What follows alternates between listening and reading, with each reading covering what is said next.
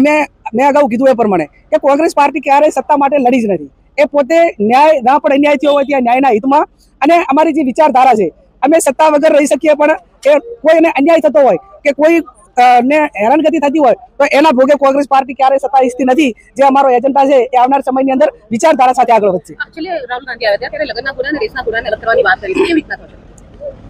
જે જિલ્લા કોંગ્રેસ સમિતિના પ્રમુખોની નિમણૂક થઈ, તો તમે એની અંદર જોયું છે કે એક જિલ્લાની અંદર ત્યાંના બીજા સ્ટેટના પ્રદેશ પ્રમુખ હોય કે કેબિનેટ મંત્રી હોય કે સંસદ હોય, એ પ્રમાણે બધાને ઓબ્ઝર્વર મૂકીને નીચેના એક કાર્યકરને સાંભળ્યો છે.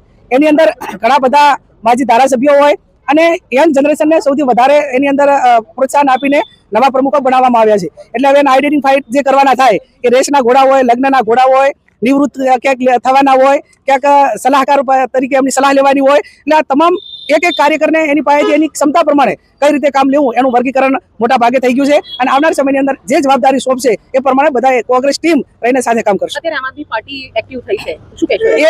એ જે કઈ આમ આદમી પાર્ટી હોય કે બીજા પક્ષો હોય, તો ગુજરાતની અંદર ભારતીય જનતા પાર્ટી ને કોંગ્રેસ આ બે જ પક્ષો ચાલે છે.